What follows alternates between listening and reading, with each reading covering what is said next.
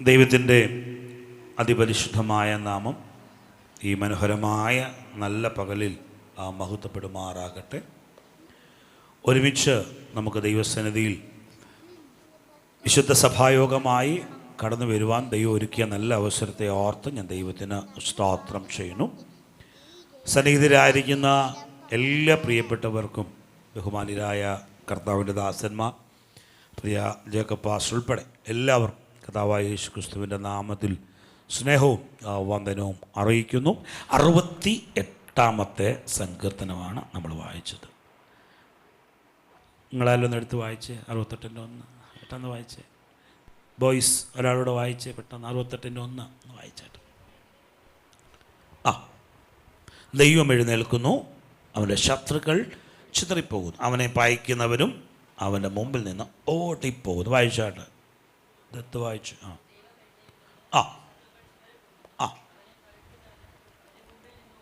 Okay.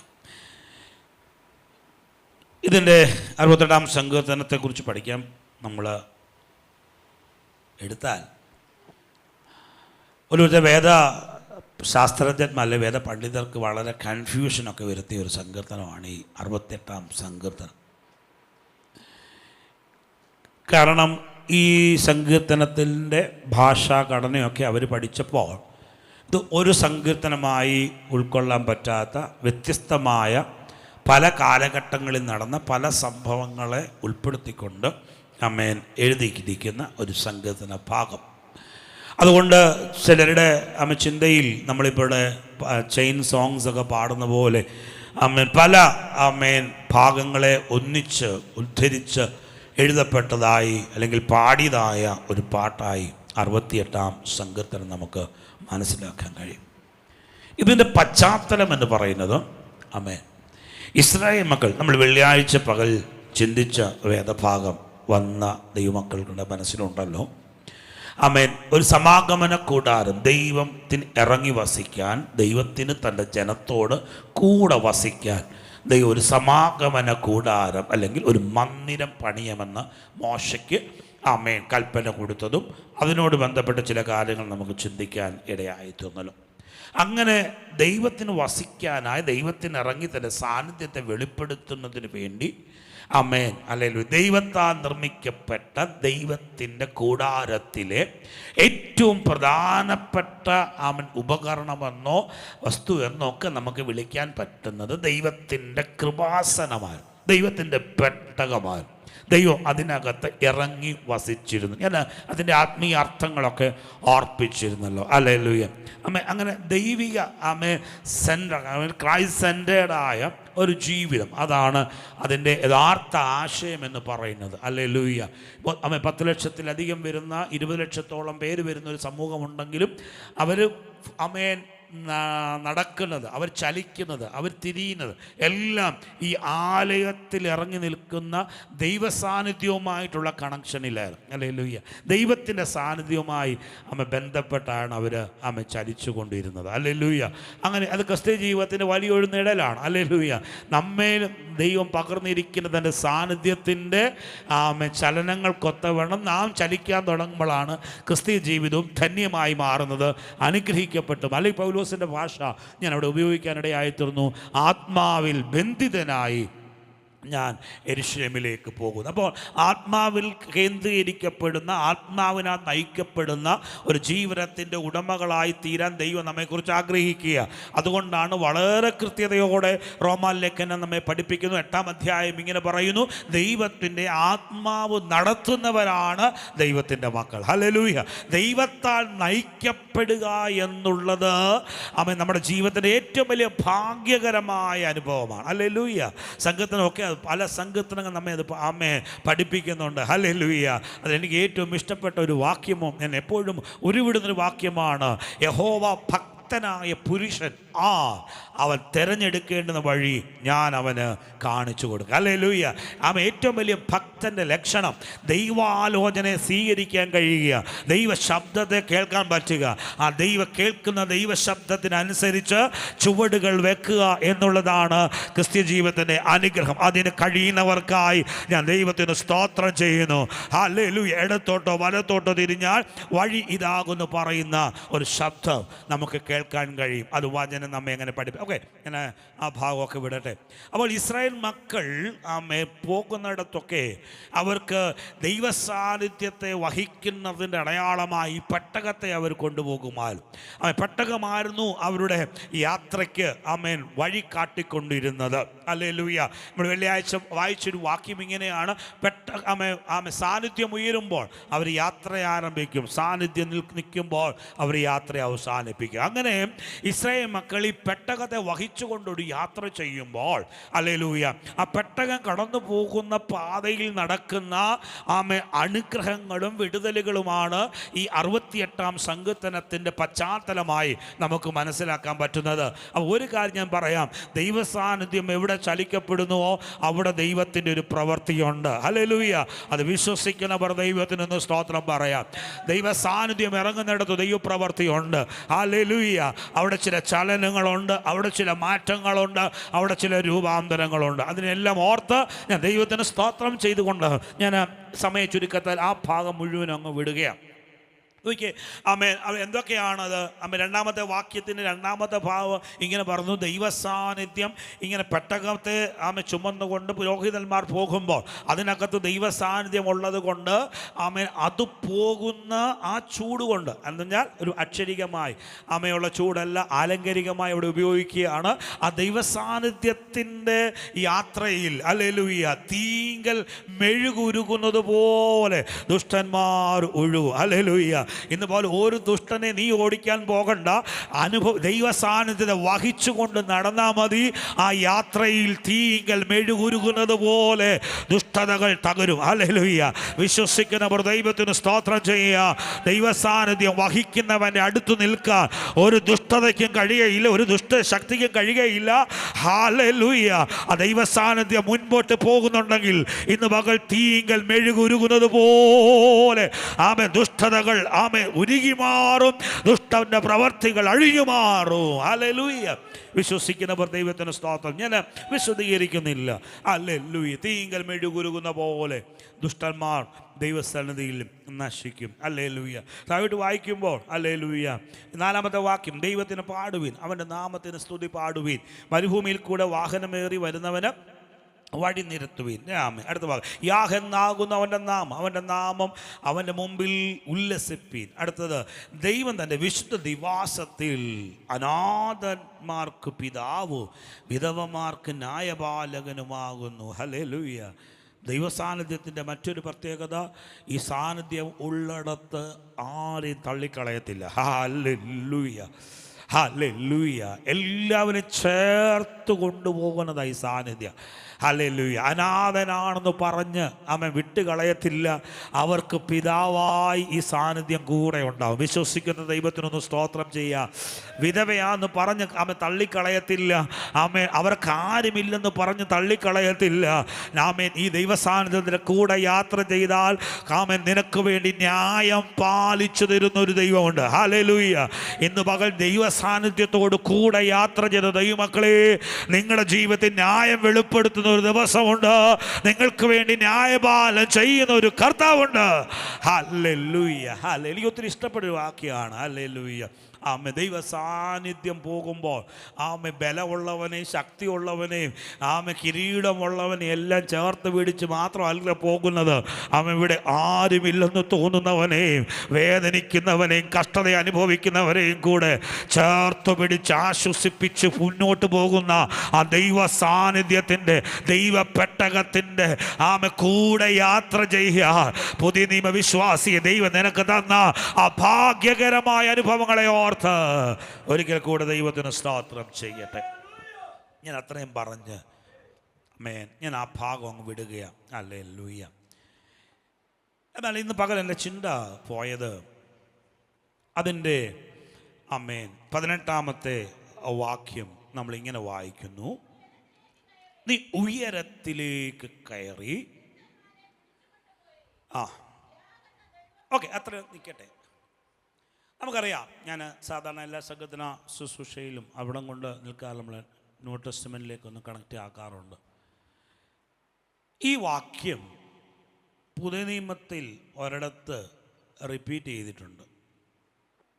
ഒന്ന് പറയാൻ പറ്റുമോ?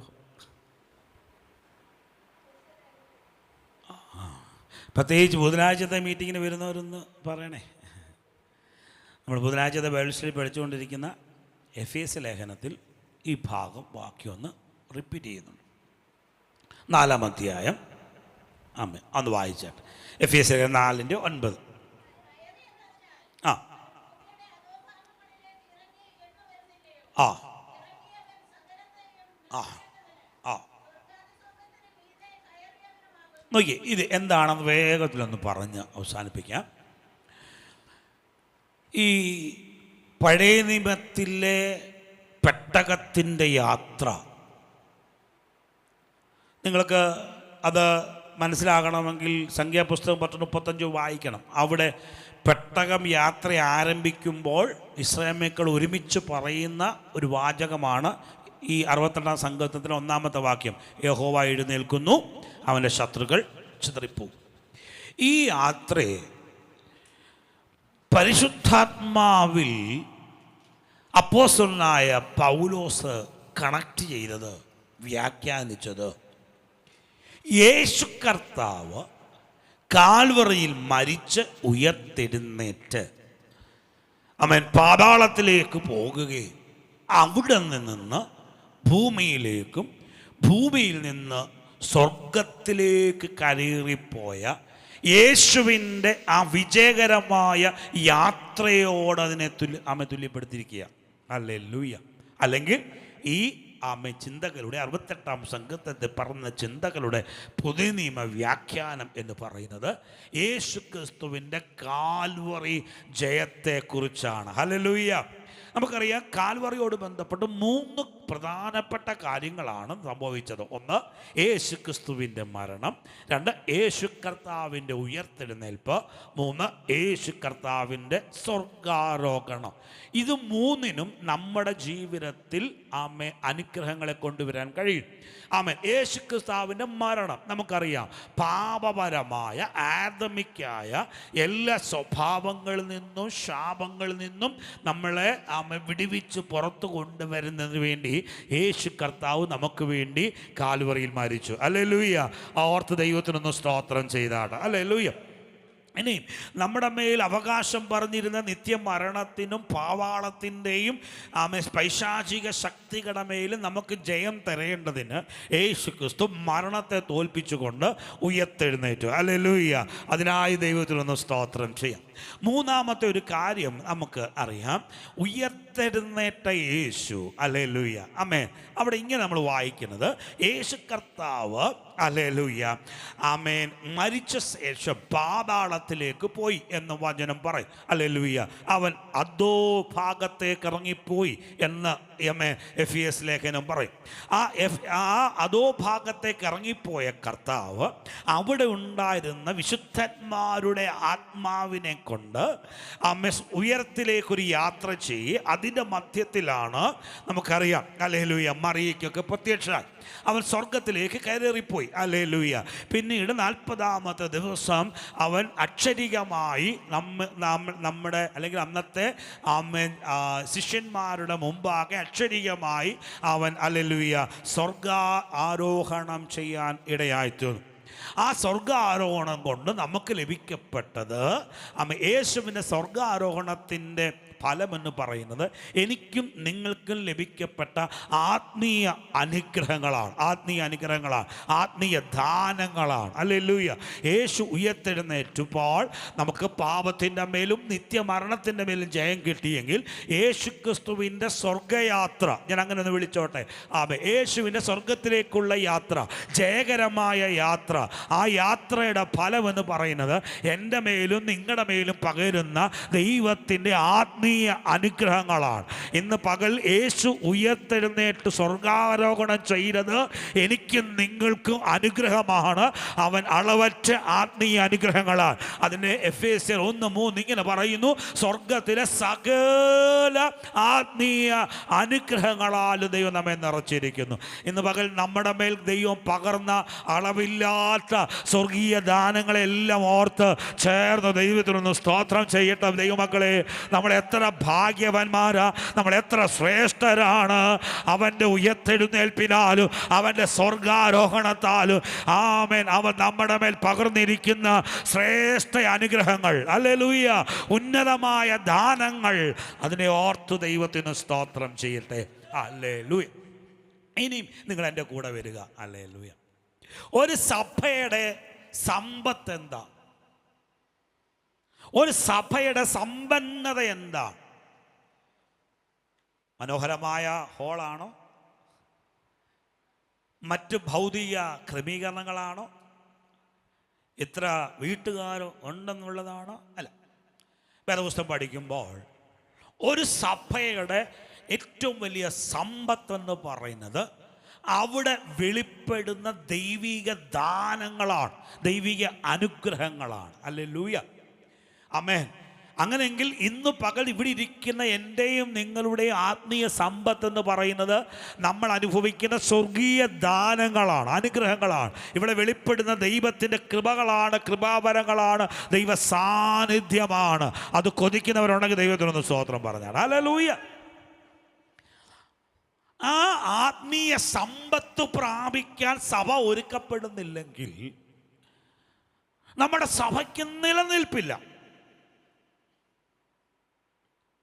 നമ്മുടെ സഭ നിലനിൽക്കണമെങ്കിൽ നമ്മുടെ സഭ ദൈവത്തിൻ്റെ, എൻ്റെ കൂടെ നിങ്ങൾ ഉണ്ടെന്ന് കരുതട്ടെ, ആ ജയകരമായ യാത്രയുടെ ഭാഗമായി ക്രിസ്തുവിനോട് കൂടെ യാത്ര ചെയ്യാൻ, ആ പെട്ടകത്തെ വഹിച്ചുകൊണ്ടുള്ള യാത്ര ആമേൻ ദൈവം നമ്മിൽ നിന്ന് പ്രതീക്ഷിക്കുമ്പോൾ ആ യാത്രയുടെ വിജയകരമെന്ന് പറയുന്നത് നമ്മൾ അനുഭവിക്കുന്ന ദൈവപ്രവർത്തികളാണ്, ദൈവിക ദാനങ്ങളാണ്, ദൈവദാനങ്ങൾ.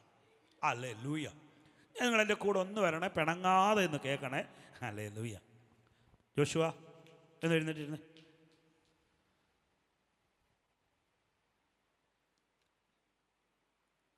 ഒരു സഭയുടെ സമ്പത്ത് ആ സഭയുടെ മേൽ ദൈവം പകരുന്ന സ്വർഗീയ അനുഗ്രഹങ്ങളാണ്. അതുകൊണ്ടാണ് കൊരിന്ത്യ ലേഖനം 14 അധ്യായത്തിൽ ഇങ്ങനെ വായിക്കുന്നത്, ആമേൻ, കൃപാവരങ്ങളെക്കുറിച്ച് വാഞ്ചയുള്ളവരായി നിങ്ങൾ സഭയുടെ ആത്മീയ വളർച്ചയുടെ ഭാഗമായി മാറുവി. ഹല്ലേലൂയ. കൊരിന്ത്യ സഭയെക്കുറിച്ച് തന്നെ പറയുന്ന അതിൻ്റെ മനോഹാരിത എന്താണ്? ഒരു കൃപാവരത്തിനും കുറവില്ല. ദൈവസഭയ്ക്കകത്ത് ദൈവിക ദാനങ്ങളുടെ പകർച്ചകൾ ഉണ്ടാകണം, ദൈവിക ദാനങ്ങളുടെ വെളിപ്പെടൽ ഉണ്ടാകണം. ഹല്ലേലൂയ. ഇന്ന് പകൽ ഒരു കാര്യം ഞാൻ പറയാം, കർത്താവ് ആരോട് മുഖപക്ഷം ഉള്ളവനല്ല. ആര് കൊതിക്കുന്നുവോ അവരുടെ മേൽ തന്നെ ദാനങ്ങളെ പകരും. കർത്താവിൻ്റെ ശ്രേഷ്ഠകരമായ വചനം, അന്ത്യകാലത്ത് സകല ജഡത്തിൻ്റെ മേൽ ഞാൻ എൻ്റെ ആത്മാവ് പകരും. നിങ്ങളുടെ പുത്രന്മാരും പുത്രിമാരും, നിങ്ങളുടെ ദാസന്മാരും ദാസിന്മാരും, നിങ്ങളുടെ വൃദ്ധന്മാരും ആമേൻ, അവർ ദർശനങ്ങളെ കാണും, സ്വപ്നങ്ങളെ കാണും. ദൈവിക ദാനങ്ങളുടെ പകർച്ചകൾ അവിടെ ഉണ്ടാകും. അതാണ് ഒരു സഭയുടെ സൗന്ദര്യം, അതാണ് ഒരു സഭയുടെ സമ്പത്ത്, അതാണ് സഭയുടെ അടിത്തറ എന്ന് പറയുന്നത്. Hallelujah, hallelujah. യേശു നമുക്ക് വേണ്ടി സ്വർഗാരോഹണം ചെയ്തതിൻ്റെ ഫലം അനുഭവിപ്പാൻ നമുക്ക് കഴിയുന്നുണ്ടോ? കർത്താവ് നമുക്ക് വേണ്ടി യാഗമായി തീർന്നതിൻ്റെ ആമേൻ ശ്രേഷ്ഠത ഇന്ന് പകൽ നമുക്ക് അനുഭവിക്കാൻ പറ്റുന്നുണ്ടോ? ഇല്ലെങ്കിൽ നമ്മൾ പരാജയപ്പെട്ടു പോകും. ഞാൻ വെള്ളിയാഴ്ച പറഞ്ഞൊരു സെൻറ്റൻസ് പറഞ്ഞ് എൻ്റെ ചിന്തയിലേക്ക് വേഗത്തിൽ കയറാം. യെരൂശലേമിൽ ഒരു സഭയുണ്ടായിരുന്നു. ആ സഭയിലെ പാസ്റ്റർ ആരായിരുന്നു? പ്രധാന ശുശ്രൂഷകൻ പത്രോസ് ആയിരുന്നു. യെരൂശലേമിലെ സഭയുടെ സ്റ്റേജിലോട്ട് നിങ്ങൾ നോക്കണം. ഇടവും വലമൊക്കെ ഇരിക്കുന്ന ആരാ? യാക്കോബ്, യോഹന്നാൻ. 11 പിന്നെ ഒരാളെ കൂടെ തിരഞ്ഞെടുത്തു അല്ലേ? ആരാ? 12 പേര് നിരന്നിരിക്കുക. യെരൂശലേമിലെ സഭയിലെ എല്ലാം സെക്രട്ടറി ആരാന്നറിയോ? യെരൂശലേമിലെ സഭയിലെ എല്ലാം സെക്രട്ടറി ആരാ? ചിന്നക്കുട്ടി മാമ ഇപ്പോൾ ആളൊന്നും അല്ല. യേശുവിൻ്റെ അമ്മ മറിയ, മഗ്ദലക്കാരത്തി മറിയ. നോക്കി, ഉയർത്തെഴുന്നേറ്റപ്പോൾ യേശു ആദ്യം പ്രത്യക്ഷപ്പെട്ട മഗ്ദലക്കാരത്തി മറിയ, യേശുവിൻ്റെ അമ്മ മറിയ, യാക്കോബിൻ്റെ അമ്മ മറിയ, ശലോമ, ഇവരൊക്കെയാണ് അവിടുത്തെ എല്ലാമിൻ്റെ ലീഡേഴ്സ്. ഇനി വൈപ്പിക്കാരൊക്കെയാണെന്നറിയോ? സ്തേഫാനോസ് അല്ലേ, ഫിലിപ്പോസ്, ഒരു 7 പേരുടെ ലിസ്റ്റ് ഉണ്ടല്ലോ അവിടെ. പക്ഷെ ഈ സഭയെ കർത്താവ് പൊളിച്ചു. ഈ സഭയെ കർത്താവ് പൊളിച്ചു. എന്താ? ഒന്നിച്ചിരുന്ന് കൊട്ടിപ്പാടി എല്ലാം നടത്തി വൈപ്പി നടത്തി പോവാ. കർത്താവ് പൊളിച്ച സഭയെ എല്ലാത്തിനെയും ഓടിച്ചു. ഒരുത്തനെ ആഫ്രിക്കയ്ക്ക് ഓടിച്ചു, ഒരുത്തനെ ഉഗാണ്ടയ്ക്ക് ഓടിച്ചു, ഒരുത്തനെ ഇന്ത്യയിലേക്ക് ഓടിച്ചു. ചിതറിച്ച് കളഞ്ഞ സഭയെ.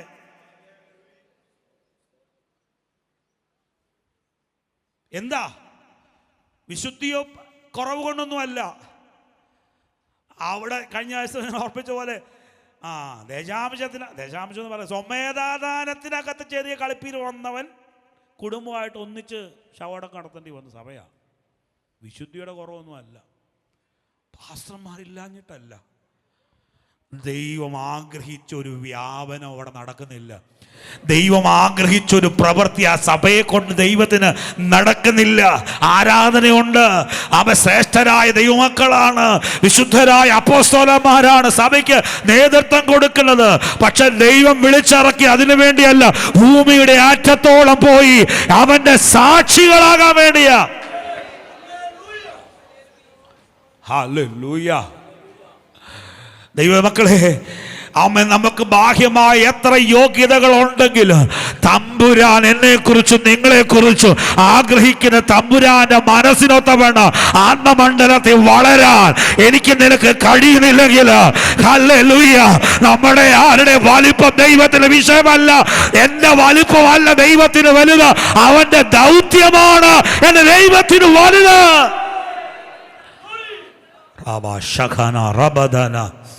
ഹല്ലേലൂയ. അതുകൊണ്ട് ഇന്ന് പകൽ ദൈവസഭയോട് ഞാൻ ആത്മാവിൽ ഹൃദയവേദനയോടെ പറയാം, പരിശുദ്ധാത്മാവിന്റെ വ്യാപനങ്ങൾ നടക്കണം, സ്വർഗീയ ദാനങ്ങൾ ഇതിനകത്ത് വെളിപ്പെടണം.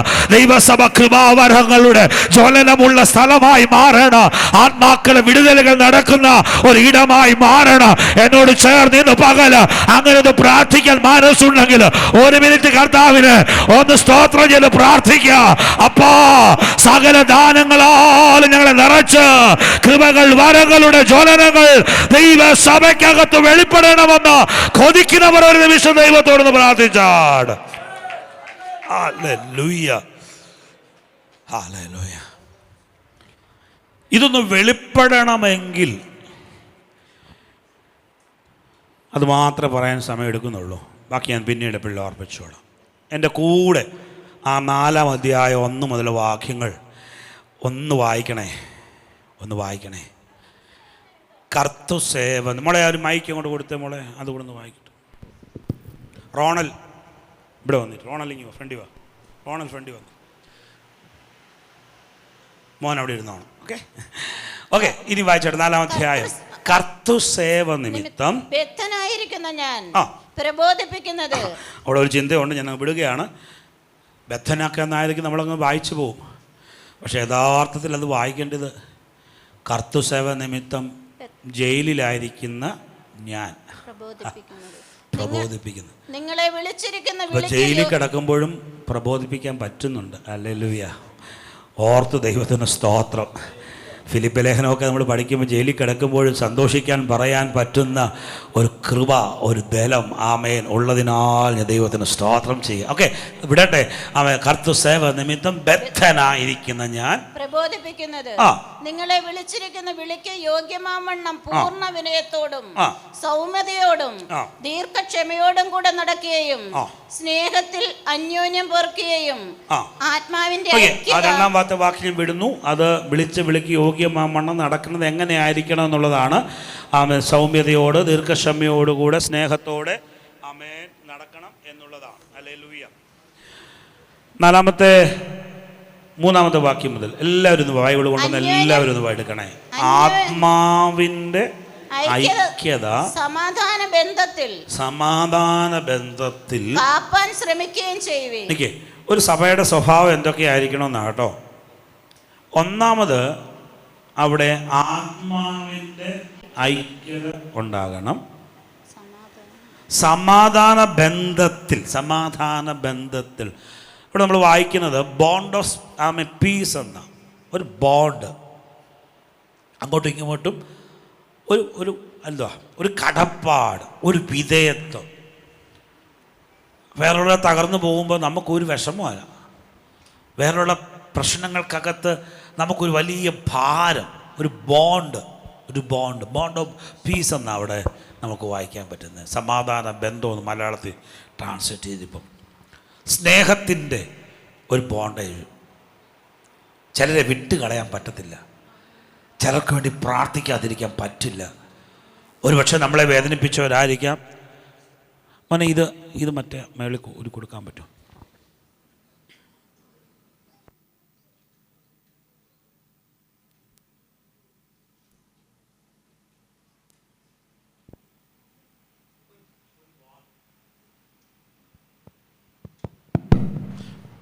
സമാധാന ബന്ധം, ആത്മാവിൻ്റെ ഐക്യത. എന്താ അതിൻ്റെ അർത്ഥം? നോക്കിയേ, ഇത്രയും ഫാനുണ്ട്. അതിലെനിക്ക് ഒരു ഫാനേ ഉള്ളെന്ന് തോന്നുന്നു. ചില കളർ വ്യത്യാസം അല്ലേ. ബാക്കിയെല്ലാം കാഴ്ചയിൽ ഏകദേശം ഒരേപോലെ, ഏകദേശം ഒരേ ഡിസൈനാണ്. കറക്കമൊക്കെ നോക്കിയേ, ഏകദേശമൊക്കെ എല്ലാം അമ്മേ ഒരേപോലെ കറങ്ങുന്നേ. ഹല്ലേലൂയ. ഇതൊരു ഐക്യതയാണെന്നാണ് നമ്മുടെ ധാരണ. പക്ഷെ ഇവിടെ പറയും ഇതല്ല ഐക്യത. ഐക്യത എന്ന് പറയുന്ന അച്ഛനറിയാൻ കറക്റ്റ് കണക്ക്. എത്ര ഫാനുള്ള അച്ഛാ? 21 അല്ലേ? ഓക്കെ. ഈ 21 ഫാനും ഒരേ കളറ്, ഒരേ ഡിസൈൻ, ഒരേ കമ്പനി ഇട്ട നമുക്ക് എന്തോ ഒരു സന്തോഷമാണ് അത് കാണുമ്പോൾ, ഒരു യൂണിറ്റിയൊക്കെ ഉണ്ട് കാണും. പക്ഷെ വചനം പറയുന്ന അതല്ല യൂണിറ്റി. 21 ഫാനിലും ഒരേ സോഴ്സിൽ നിന്നുള്ള കറണ്ടിനാൽ ഇത് കറങ്ങണം എന്നുള്ളതാണ് യൂണിറ്റി. ഈ 21 ഫാനെയും അവൻ കറപ്പിക്കുന്നത് ഒരൊറ്റ ഫോഴ്സാണ്. ഒരു സോഴ്സിൽ നിന്ന് വരുന്ന ശക്തിയായി തീരണം. ഹല്ലേലൂയ. അതാ ഇവിടെ പറയുന്നത്. സമാധാന ബന്ധത്തിൽ ആത്മാവിൻ്റെ ഐക്യത നിങ്ങൾ കാക്കണം.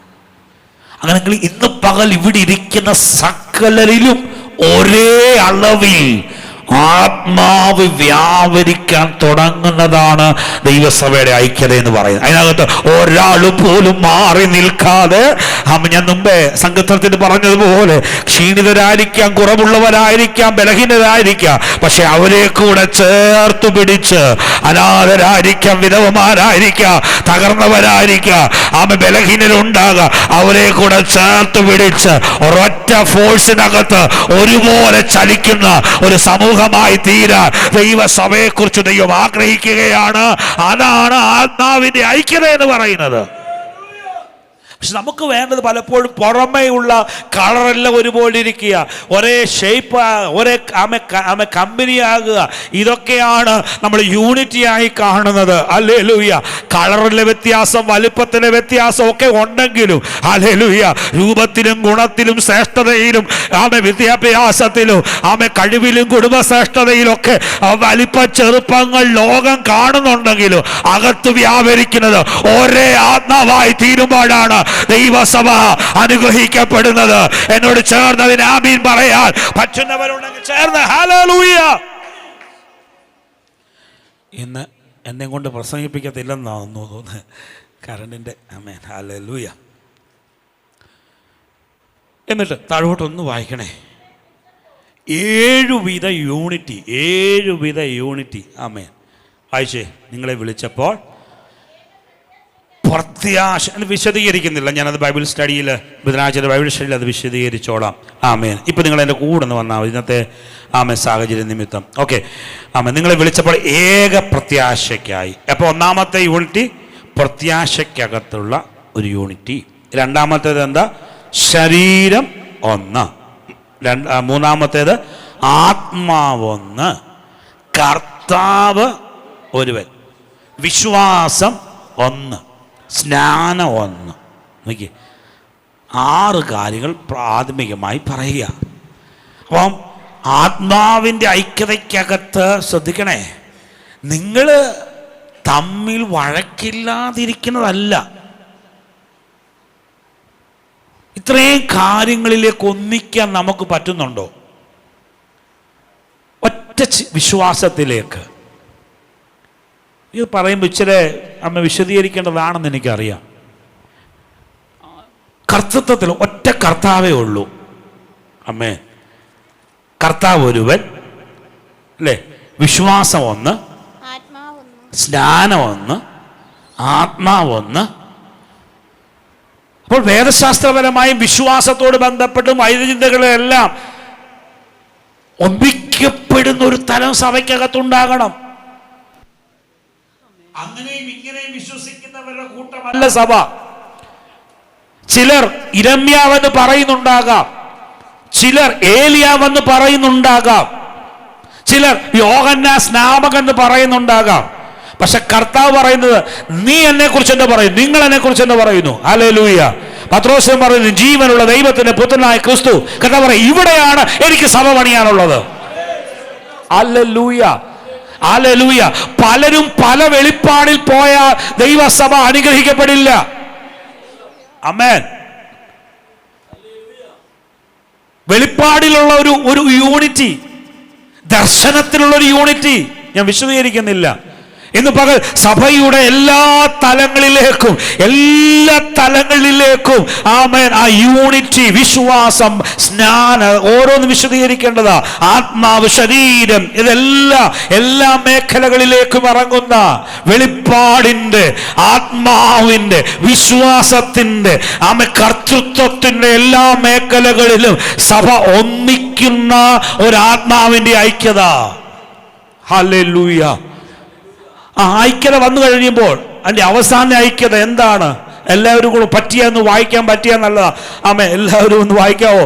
എല്ലാവരിലും മീതെ ഉള്ളവനും എല്ലാവരിലും വ്യാപരിക്കുന്നവനും എല്ലാവരിലും ഇരിക്കുന്നവനുമായ എല്ലാവർക്കും ദൈവവും പിതാവുമായവൻ ഒരുവൻ. ഓക്കെ. എല്ലാവരിലും വ്യാപരിക്കുന്നത്, എല്ലാവരിലും ഇരിക്കുന്നത്, എല്ലാവർക്കും പിതാവ്, എല്ലാവർക്കും ദൈവവും ഒരാളെന്ന ആത്മതലത്തിന്റെ ഒരു ഐക്യത. ഹല്ലേലൂയ. ഇവിടെ സ്റ്റേജിൽ ഇരിക്കുന്ന ഞങ്ങൾക്കും ഏറ്റവും പുറകെ ഇരിക്കുന്നവരിലും ഒരുവൻ വ്യാപരിക്കുന്ന, ഒരുവൻ നിറയുന്ന, ഒരുവൻ വസിക്കപ്പെടുന്ന, ഒരുവൻ പ്രവർത്തിക്കുന്ന ഒരാത്മതല. അതാണ് ദൈവസഭയുടെ ഐക്യത എന്ന് പറയുന്നത്. അങ്ങനെയുള്ള ദൈവസാന്നിധ്യത്തെ വഹിക്കാൻ ഇന്ന് പകൽ ദൈവസഭ തയ്യാറാണെങ്കിൽ, ആത്മാവിലെ ദൂത് ഞാൻ പറയാ, അങ്ങനെയുള്ള ദൈവസാന്നിധ്യത്തെ വഹിച്ച പുരോഹിതന്മാരുടെ കാൽ യോർദാന്റെ വക്കത്ത് മുട്ടിയപ്പോൾ യോർദാൻ അവിടെ മുമ്പിൽ രണ്ടായി മാറാനിടയായി തീർന്നു. ഇന്ന് പകൽ ഒരു മനസ്സോടെ, ഒരേ ആത്മാവോടെ, ഒരേ വെളിപ്പാടോടെ ചലിക്കാൻ ദൈവസഭ തയ്യാറാണെങ്കിൽ ഈ ദിവസങ്ങളിൽ സ്വർഗത്തിലെ സകല അനുഗ്രഹങ്ങളാലും അവൻ നമ്മെ നിറയ്ക്കുന്ന ദൈവമാണ്. ആമേൻ. ഒരു വാക്യം കൂടെ മാത്രം ഒന്ന് വായിച്ചു, അതിൻ്റെ 12, 13, 14 ആ വാക്യങ്ങളെല്ലാം വിശദീകരിക്കണം എന്ന് ആഗ്രഹിച്ചെങ്കിൽ ഞാൻ നിർത്തുന്നു. 12 മുതൽ ഒന്ന് വായിച്ച് എല്ലാവരും അത് നാം എല്ലാവരും വിശ്വാസത്തിലും, ശ്രദ്ധിക്കണം, വിശ്വാസത്തിലും ദൈവപുത്രനെ കുറിച്ചുള്ള പരിജ്ഞാനത്തിനുമുള്ള ഐക്യതയും. നോക്കിയേ, വീണ്ടും അത് തന്നെ പറയാം, വിശ്വാസത്തിലും ദൈവപുത്രനെ കുറിച്ചുള്ള പരിജ്ഞാനത്തിൽ. നിങ്ങളെല്ലാം ഞാൻ പറയുന്ന കാര്യം ഉൾക്കൊള്ളുന്നു എന്ന് എനിക്കിന്ന് അറിഞ്ഞുകൂടാ. പക്ഷെ പരിശുദ്ധാത്മ പറയാൻ പറഞ്ഞ കാര്യം ഞാൻ പറയുന്നത്, ഇവിടെ ഇരിക്കുന്ന എല്ലാവർക്കും ദൈവപുത്രനെ കുറിച്ചുള്ള അറിവിനകത്തൊരു ഐക്യത. 1 or 2 പേര് വളരുന്നതല്ല സഭ. നമ്മൾ ഇന്ന് പകൽ ഇതിനകത്ത് 200 പേരുണ്ട്. 200 പേര് ഒരുമിച്ച് വളരാൻ പറ്റുമ്പോഴാ സഭയാകുന്നേ. ഹല്ലേലൂയ. ദൈവപുത്രനെ കുറിച്ചുള്ള പരിജ്ഞാനത്തിനകത്തൊരു ഐക്യത. ഹല്ലേലൂയ. എല്ലാവരും ഒരുപോലെ ആ യേശുവിനെ അനുഭവിച്ചറിയുന്ന ഒരാത്മതലം ഇതിനകത്തുണ്ടെങ്കിൽ ഇതിനകത്ത് അത്ഭുതങ്ങൾ നടക്കും, ഇതിനകത്ത് ദൈവപ്രവർത്തികൾ നടക്കും. അവരുടെ ഇടയിൽ ഒരു ബലഹീനനും ഉണ്ടാകത്തില്ല. വിശ്വസിക്കുന്നവരുണ്ടെങ്കിൽ ദൈവത്തിന് സ്തോത്രം ചെയ്യാം. ഹല്ലേലൂയ. നിങ്ങൾക്ക് ഒത്തിരി ഇഷ്ടമുള്ളൊരു വാക്യമാണ്, ഞാൻ എപ്പോഴും പ്രാർത്ഥനയിൽ ഉരുവിടുന്നൊരു വാക്യമാണ്. അത് നാം എല്ലാവരും വിശ്വാസത്തിലും ദൈവപുത്രനെ കുറിച്ചുള്ള പരിജ്ഞാനത്തിനുള്ള ഐക്യത, തികഞ്ഞ മാച്യൂരിറ്റി.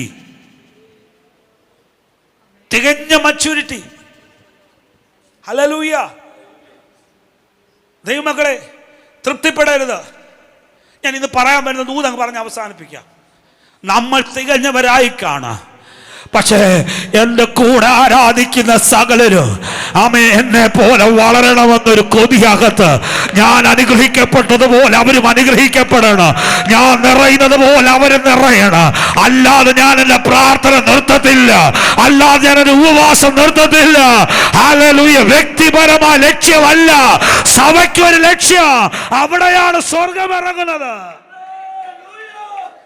Hallelujah, hallelujah, hallelujah. ഇന്ന് പകൽ ഇവിടെ ഇരിക്കുന്ന എല്ലാവരും എന്ന് ഒരുമിച്ച് ഒരേ ലക്ഷ്യത്തിനായി, ഒരാത്മീയ വളർച്ചയ്ക്കായി എന്നാഗ്രഹിച്ചു തുടങ്ങുന്നുവോ അന്ന് മുതൽ അസാധാരണ ദൈവപ്രവൃത്തി നമ്മുടെ ഇടയിൽ വെളിപ്പെടും. യേശുവിൻ്റെ നാമത്തിൽ അവിടെ രോഗികൾക്ക് വേണ്ടി പ്രാർത്ഥിക്കണ്ട. രോഗി ഇതിനകത്ത് കയറിയാൽ അവർ സൗഖ്യമാകും. അവിടെ പിന്മാറ്റക്കാർക്ക് വേണ്ടി പ്രാർത്ഥിക്കണ്ട. അവർ ഇതിനകത്ത് കയറിയാൽ പാപബോധം കൊണ്ട് അലറിക്കരയും. അവിടെ ദൈവസാന്നിധ്യം ഇറങ്ങാൻ പ്രാർത്ഥിക്കേണ്ട. ഹല്ലേലൂയ. നിങ്ങളുടെ വാഹനത്തിൽ എളമ്പൽ ജംഗ്ഷനിൽ വരുമ്പോഴേ ദൈവസാന്നിധ്യം കൊണ്ട് നിങ്ങൾ നിറയാൻ തുടങ്ങും. നിങ്ങളുടെ ആദരങ്ങൾ അഭിഷേകത്താൽ നിറയാൻ തുടങ്ങും. ആ ഒരാത്മതലമാണ് ദൈവസഭയെക്കുറിച്ച് ദൈവം ആഗ്രഹിക്കുന്നത്. അതിന് തടസ്സം എന്താ? പിണങ്ങല്ലേ? 1 or 2 പേർക്ക് ഉത്തരവാദിത്വം കൊടുത്തിട്ട് മാറി നിൽക്കുകയല്ല. ഇന്ന് പകൽ ഇവിടെ ഇരിക്കുന്ന എല്ലാവരും ഒരേ മച്യൂരിറ്റിയിലേക്ക്, ഒരേ ആത്മീയ വളർച്ചയിലേക്ക് വളർന്നു വരാൻ സ്വർഗം ആഗ്രഹിക്കുമ്പോൾ ഇന്ന് പകൽ അതിനുവേണ്ടി എന്തെല്ലാം അനുഗ്രഹങ്ങൾ ആവശ്യമുണ്ടോ അളവ് കൂടാതെ നൽകുന്നൊരു ദൈവമുണ്ട്. അടുത്ത വാക്യം വേഗത്തിൽ വായിച്ച് അവസാനിപ്പിക്കുക. ഐക്യതയും തികഞ്ഞ പുരുഷത്വവും ക്രിസ്തുവിന്റെ സമ്പൂർണതയായ പ്രായത്തിന്റെ അളവും പ്രാപിക്കുവോളം അടുത്ത വിശുദ്ധന്മാരുടെ യഥാസ്ഥാനത്തിനായുള്ള ശുശ്രൂഷയുടെ വേലയ്ക്കും ക്രിസ്തുവിന്റെ ശരീരത്തിന്റെ ആത്മീയ വർധനവിനുമാകുന്നു. യേശു സ്വർഗത്തിലേക്ക് കയറിപ്പോയത് എന്തിനു വേണ്ടിയൊക്കെയാണെന്ന ഇവിടെ ഈ ഭാഗം നമുക്ക് വ്യാഖ്യാനിച്ച് തന്നിരിക്കുന്നത് 2 കാര്യം മാത്രം ഞാൻ പറഞ്ഞതേ ഉള്ളൂ. ഒന്ന്, ദൈവസഭയുടെ ഐക്യത. 2, ദൈവസഭയുടെ ആത്മീയ വർധന. ആമേൻ. എല്ലാ കണ്ണുകളും ദൈവസ്ഥയിൽ അടയട്ടെ. ശമാന റബദന. ഇന്ന് പകലിൽ എനിക്ക് നിങ്ങളോട് പങ്കുവെക്കാനുള്ളത്, എൻ്റെ ആത്മീയത, എൻ്റെ സന്തോഷം എന്നുള്ള ചിന്ത ഒന്ന് വിടാൻ. Hallelujah, hallelujah. ദൈവമക്കളെ, ഞാൻ ഈ പറയുന്നത് ഉൾക്കൊള്ളുന്നെങ്കിൽ ആ കണ്ണുകളടച്ചൊന്ന് പ്രാർത്ഥിക്കാവൂ. കർത്താവ്, എനിക്ക് വ്യക്തിപരമായ ലക്ഷ്യമില്ല. ദൈവം ഒരു ശരീരമാക്കി നിർത്തിയിരിക്കുന്ന ഞങ്ങൾക്കൊരുമിച്ചൊരു ആത്മീയ വളർച്ച. ഷമാന റബദ ലഗദ ലഗജ സിനഖ റമമ. നമ്മൾ മുമ്പ് കരം കൊടുത്തതാ, എങ്കിലും ഒരിക്കൽ കൂടെ അടുത്തിരിക്കുന്ന ആ കൊന്ന് കരം കൊടുത്ത് പ്രാർത്ഥിച്ചേ. കർത്താവ്, ഞങ്ങൾക്ക് ഒരു വെളിപ്പാടിലേക്കൊന്ന് കയറണം. അല്ലേ, ഞങ്ങൾക്ക് ഒരു കൃപയുടെ ആഴങ്ങൾ. ബാഹ്യമായി ഞങ്ങൾക്ക് ഒത്തിരി വ്യത്യാസമാണ്. ഞാൻ മുമ്പേ ഉദാഹരണം പറഞ്ഞതുപോലെ കളർ വ്യത്യാസം കാണും, ബ്രാൻഡിൻ്റെ വ്യത്യാസം കാണും, വലിപ്പത്തിൻ്റെ വ്യത്യാസം കാണും. പക്ഷെ അതല്ല എന്നിലും എൻ്റെ കൂട്ടു സഹോദരനിൽ ഒരുപോലെ ആത്മാവൊന്ന് വ്യാപരിച്ച് ഞങ്ങൾ ഒരുമിച്ച് പ്രയോജനപ്പെടുന്ന ഒരാത്മ തലത്തിൻ്റെ നിറവോ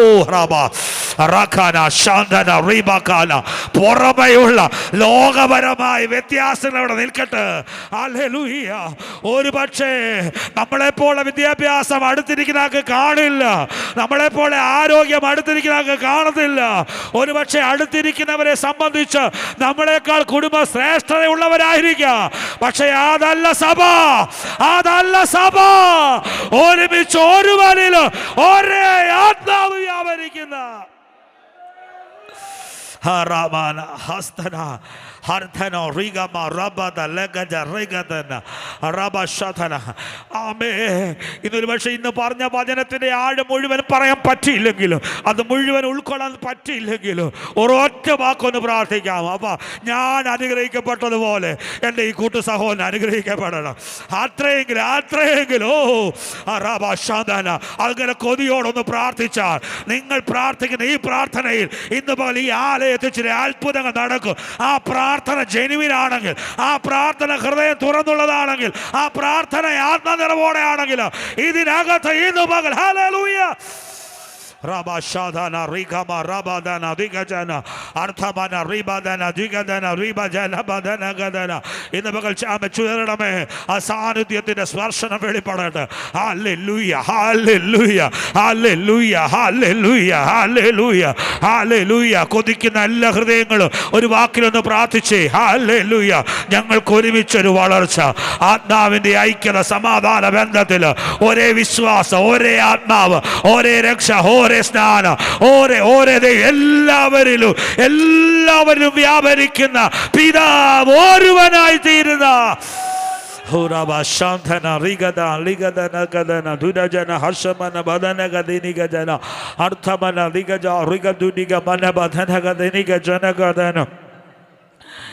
ദൈവമക്കളെ, ഒരു വാക്കൂടെ പറഞ്ഞ് ഞാൻ അവസാനിപ്പിക്കാം.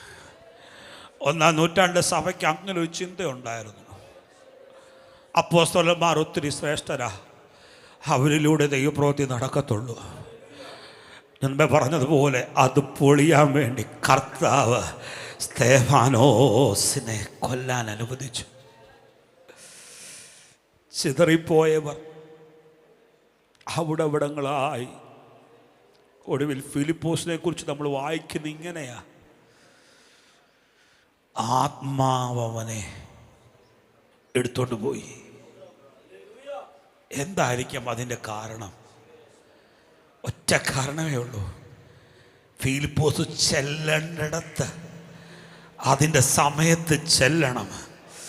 ശ്രീഖാന ശാന്തന ആമേൻ ഹല്ലേലൂയ. ഫിലിപ്പോസിനിലൂടെ എന്തൊക്കെയോ ദൈവത്തിന് ആ ദേശത്ത് ചെയ്യാനുണ്ട്. ഒരു മിനിറ്റ് പോലും താമസിച്ചുകൂടാ. ഉലകത്തിൽ ഒരവസരവും ഒരു സാഹചര്യവും ഒരു മാധ്യമം അതിനില്ല. വചനം പറയുന്നു, ആത്മാവ് അവനെ എടുത്തോണ്ട് പോയി. ആത്മാവ് അവനെ എടുത്തോണ്ട് പോയി. Hallelujah, hallelujah, hallelujah, hallelujah. ഇന്ന് പകൽ സ്വർഗം നമ്മുടെ കൂടെ നിൽക്കാൻ തയ്യാറാ. ഹല്ലേലൂയ. നമ്മെ ഏൽപ്പിച്ച ദൗത്യത്തിനായി ഒന്ന് എഴുന്നേൽക്കാമോ? ശാലഭാദലാജനാഥന. ഇന്ന് പകൽ ഞാൻ നിങ്ങളോട് ഹൃദയം തുറന്ന് എന്നോട് പറയാൻ പറഞ്ഞ ദൂത് ഞാൻ പറയുന്നു. വ്യക്തിപരമായ ആത്മീയ വളർച്ച എന്ന ആ കൺസെപ്റ്റ് ഒന്ന് മാറ്റിവെച്ച് ഞങ്ങൾക്ക് വളരണം. സഭ എന്ന് ആ ഒരു വെളിപ്പാടിലേക്ക് വരുമോ?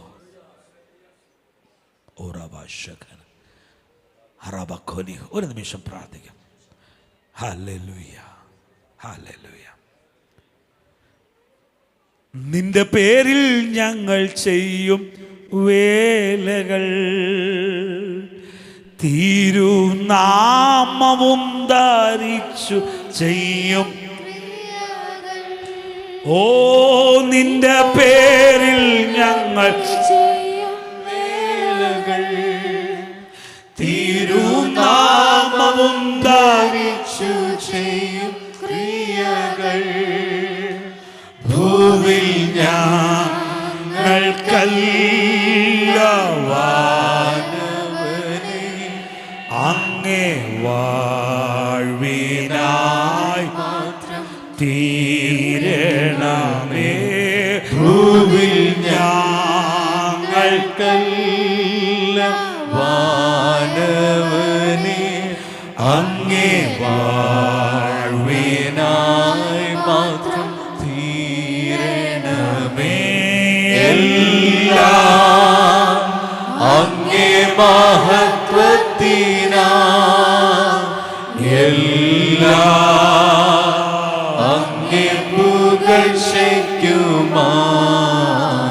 തീർന്നിടണമേ പ്രിയനേ. തിരുനാമമുയർന്നിടട്ടെ, തീർന്നിടണമേ പ്രിയനേ. തിരുനാമമുയർന്നിടട്ടെ, എല്ലാം അങ്ങേ മഹത്വത്തിനാ. സ്വർഗീയ പിതാവേ, ഇന്ന് പകൽ ഞങ്ങളെ സഭയായി ദൈവകരങ്ങളിലേക്ക് ഏൽപ്പിക്കും. ഇവിടെ ആരും ഉന്നതരില്ലപ്പ, ആരും കുറഞ്ഞവരില്ലപ്പ. ഞങ്ങളെല്ലാം ഒരു മനസ്സോടെ ദൈവസന്നിധിയിൽ പ്രാർത്ഥിക്കും. ഒരുമിച്ചൊരാത്മീയ വളർച്ച.